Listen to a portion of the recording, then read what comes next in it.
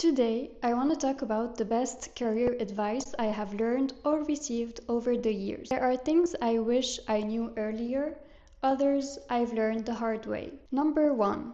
Keep track of your accomplishments, especially when things are going well. I actually learned this from a book called Own Your Career, and I will link it in the show notes. You just need to have a template or a document. Every time I've received a thank you email, wrapped up a project, or got a positive feedback in a meeting, I would put it there. And it became my personal brag folder for performance reviews, for resumes, and mostly for myself. It helped me see what I truly enjoy, what energizes me, and what I no longer want to do. And here's why I think everyone should have a brag folder at work. First of all, to value your work.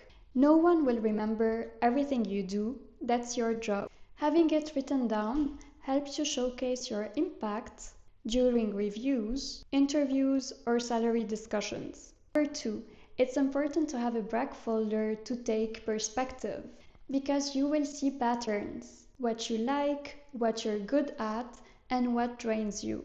Number 3, brag folders can help you prepare for what's next. Those notes become the foundation for updating my resume, my LinkedIn, or even applying for internal roles.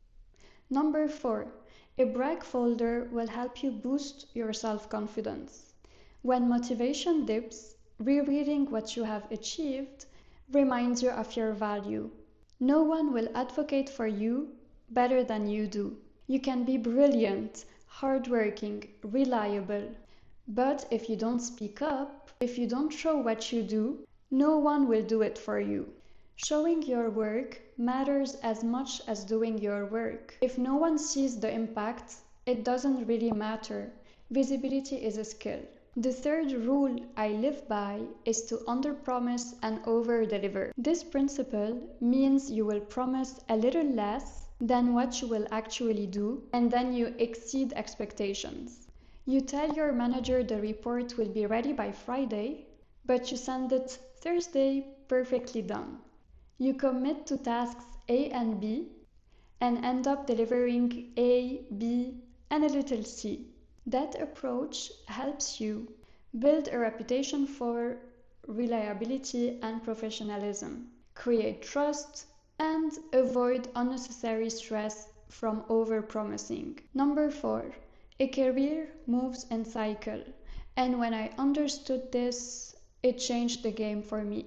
There are seasons when you give your all, quiet seasons when you consolidate, seasons for learning, and others for stability. And that's okay. What matters is not burning out in the process. The 5th advice that I live by is called the 3 C's rule. So what does it stand for? It basically means that a fulfilling job checks these 3 boxes. The first C stands for community. So you feel supported and respected at work. The second C stands for contribution. You know what you are doing at work and your contributions are valued. The third C stands for challenge. It basically means that you still have things to learn and accomplish at work. If 2 of these are missing, frustration often follows, and that's usually your signal to reassess. The 6th rule that I live by is to change when things are good. One of the best pieces of advice I have ever received was from a colleague who told me, don't leave only when you can't take it anymore. When things are good, you usually have energy, clarity, and choice.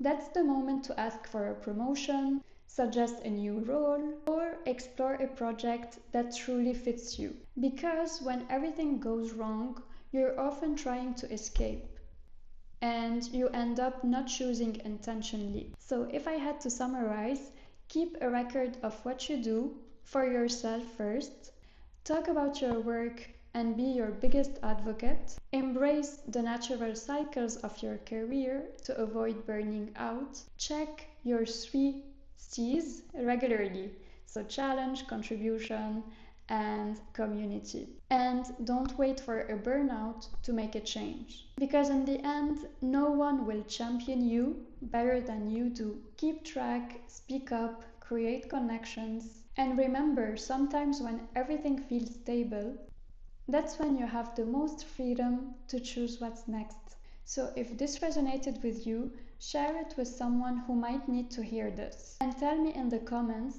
what's the best career advice you have ever received.